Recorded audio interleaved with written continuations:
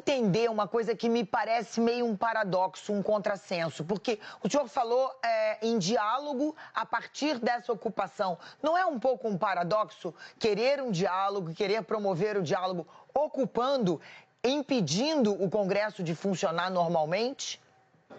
Leilani, nós da oposição temos buscado dialogar, esperado o presidente da Câmara, ou presidente do Senado, mas na figura do presidente da Câmara, Hugo Mota, 5 meses, com algumas pautas. Nós tivemos pauta única durante 5 meses, que é a anistia. Foi nos prometido várias vezes, aliás, isso é um compromisso dele na sua campanha presidencial conosco. E nesta casa, no parlamento e na política, palavra se cumpre. E o que nós do PL, nós da oposição estamos querendo é o cumprimento. Ora, é tão simples, gente. Bota para se apreciar a matéria da anistia e se não tem votos para aprovar, não será aprovado. Aqui é o lugar do debate. É constitucional a anistia. Aliás, a esquerda usufruiu de anistia para os seus crimes. Lá no passado, de assassinatos, de ocupação de embaixadas, de sequestros, de assaltos a bancos, todos eles foram anistiados. Agora, quando nós estamos pleiteando que se paute a anistia, nós não estamos pedindo voto ao presidente, não. Nem pedindo que ele aprove. Nós estamos pedindo que seja pautado, porque é compromisso dele conosco na eleição. Assim como foi compromisso dele com a esquerda, apoiar o candidato do TCU da esquerda, que será votado aqui em breve. Então, o que nós queremos é simplesmente cumprimento da palavra, que essa é a boa política. Como não houve ao longo de 5 meses, não restou alternativa. Minha bancada perdeu a paciência e decidiu ocupar para que isso seja um instrumento de negociação, de diálogo, que estamos esperando. E que não adianta fazer um diálogo só com o presidente do Senado em separado, porque às vezes eles combinavam o jogo. Nós queremos sentar com os dois para resolvermos e pacificarmos o Brasil. Este é o nosso objetivo. É claro que nós queremos votar matérias como, por exemplo, a isenção do imposto de renda até R$5.000 e o escalonamento com redução até 7.300. Na pauta de hoje tem matérias também sobre internet e infância, que eu mesmo participo dessa agenda e dessa pauta. Mas não se trata só disso. Se trata de um ataque ao parlamento que está sendo feito por parlamentares. O que diminui o apreço e o respeito da população pelo parlamento é a irresponsabilidade com que esse bloco de oposição, o bloco de direita, o bloco bolsonarista, está agindo contra o próprio poder legislativo. Qual é a pauta de reivindicação que eles têm? Intervir no Supremo Tribunal Federal e fazer o impeachment de um ministro do Supremo. Eles querem, na verdade, impedir um ministro do Supremo, um juiz, de decidir de acordo com a lei e com a sua própria determinação e senso legislativo, senso legal, jurídico e moral. Isto é de uma imoralidade absurda. Nem nos períodos da ditadura, aliás, porque se estivéssemos em uma ditadura como Eduardo Bolsonaro a pregou nos Estados Unidos, agindo contra o Brasil, certamente os parlamentares não estariam aqui fazendo isso. A democracia é um sistema de regras e a regra é clara. Os parlamentares que estão fazendo isso, eles não estão em obstrução. A obstrução é uma figura regimental que o líder do partido vai ao plenário e diz em obstrução. E aí os deputados podem não votar uma matéria. Mas aqueles deputados ali, deputado Sóstenes, estão tentando calar todas as bancadas, todos os partidos. Eles estão tentando amordaçar o Brasil para fazer prevalecer a sua opinião, que é uma opinião de golpe, de ditadura, que colocaram bombas ao redor do aeroporto, que quebraram esse espaço. Não felizes e não tendo conquistado o golpe, hoje eles fazem uma tentativa de golpe institucional com a paralisia do Congresso Nacional, o que é inadmissível e que deve ensejar uma comissão de ética gravosa contra esses parlamentares. Nós não vamos participar da reunião do Colégio de Líderes. Nós estamos num processo de obstrução. Já comuniquei telefonicamente ao presidente Hugo Mota que estamos alinhados Câmara e Senado, oposição, PL, Novo, Partido Progressistas e União Brasil. E nós só vamos desobstruir as duas casas quando houver um diálogo entre os dois presidentes. Porque diferente do que muitas pessoas têm dito, que essa obstrução é por causa do presidente Bolsonaro, ela é muito além do presidente Bolsonaro.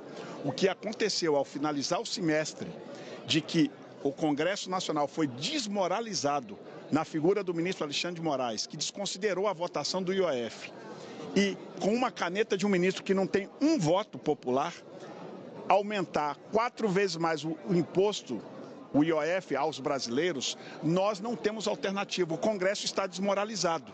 E os presidentes de ambas casas precisam devolver ao Congresso as suas prerrogativas constitucionais. E o que nós queremos começar a conversar com os dois presidentes tem que ser os dois juntos, porque isso é uma questão congregacional, não é uma questão só da Câmara, é do Congresso Nacional. Por isso nós estamos aguardando os dois, esperamos que os dois tenham bom senso. Esses argumentos se fala sobre a palavra, mas ninguém está faltando com a palavra aqui. O que está faltando, colega, é objetivamente cumprir-se a principal palavra de um país, que é a Constituição. Paralisar os trabalhos do Congresso e tentar a abolição do Estado democrático de forma violenta são crimes graves. Somente na ditadura esse Congresso foi paralisado. Vocês têm que ter noção de que nós não podemos, como poder legislativo e os demais poderes também, nos submetermos a chantagens. O senhor levantou o tema do IOF, eu quero lhe perguntar o que o senhor diz acerca do tarifaço que hoje entra em vigor de 50% e dos ataques que o governo norte-americano tem reiteradas vezes feito ao Brasil, com ameaças não apenas ao ministro Alexandre de Moraes, mas a nós mesmos como parlamentares. Agora as ameaças vêm crescendo contra o presidente Hugo Mota, contra o presidente do Senado. Nós temos que ter altivez como o Brasil.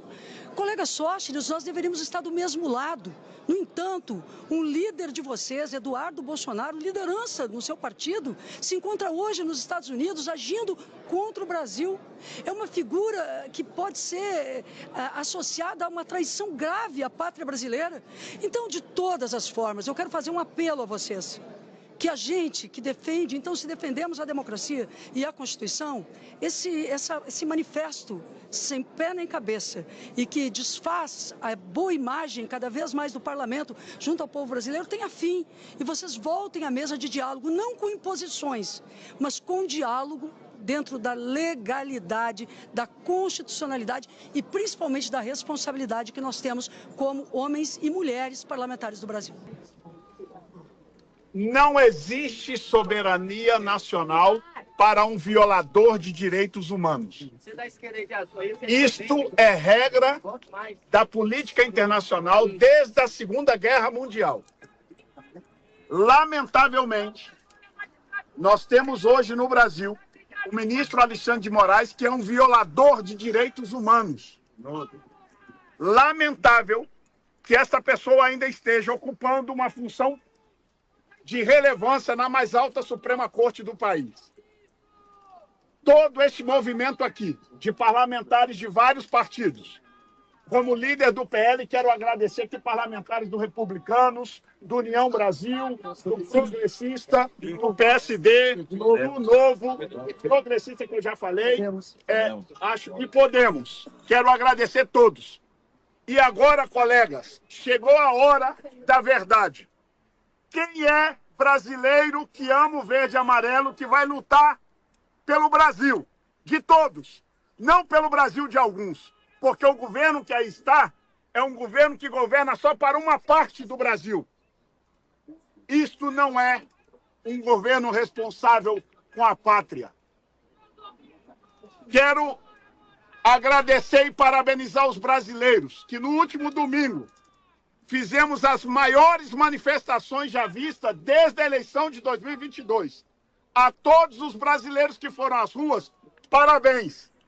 O Congresso, lamentavelmente, por tudo que os meus colegas já falaram, está manietado. Mas nós aqui hoje, o presidente Hugo Mota, presidente da Câmara, ainda, segundo informação, não está em Brasília. Não vamos deixar que a Câmara reabra os seus trabalhos enquanto não houver um diálogo sério para pensarmos nas soluções para o Brasil. Se a Câmara é a casa do povo, esta Câmara vai ter que resolver os problemas que o governo do descondenado não está resolvendo. Estão preferindo fazer politicagem barata, não resolvendo os problemas econômicos e levando o Brasil a isolar-se de todo mundo. Nós vamos, a partir de agora, com a liderança do líder Zucco na oposição, entrarmos em obstrução total na Câmara, segundo informações, também no Senado, e nós não vamos recuar enquanto não houver caminhos para a pacificação. já apresentado pelos meus colegas aqui. Brasileiros, nós precisamos de vocês. Quero aqui agradecer à imprensa, que ainda está conseguindo levar a nossa voz aos brasileiros, porque algumas já estão emudecidas, já não nos convidam mais, não tem problema. Nós falaremos nas nossas redes e para aqueles canais de comunicação que ainda têm liberdade para levar a nossa voz.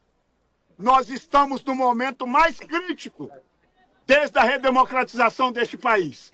E os brasileiros precisam ter ciência disso. Queremos agradecer a todos os colegas que pararam seu recesso parlamentar, que vieram para aqui e que hoje estão aqui. E que nós estaremos aqui entrincheirados, a partir de agora, com uma série de ações que nós não vamos comunicar à imprensa, vocês verão a partir do que tudo irá acontecer.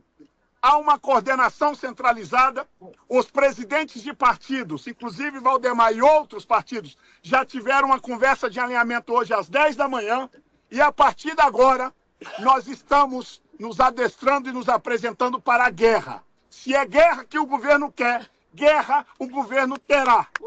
Não haverá paz no Brasil enquanto não houver discurso de conciliação, que passa pela anistia e pela mudança do fim do foro e impeachment do ministro Alexandre de Moraes. Obrigado a todos e vamos às perguntas. A senadora... Muito bem, aí Sóstenes Cavalcante, essa coletiva transmitida pelo canal do Tenente Coronel Zuco, nós vamos ao Senado da República agora.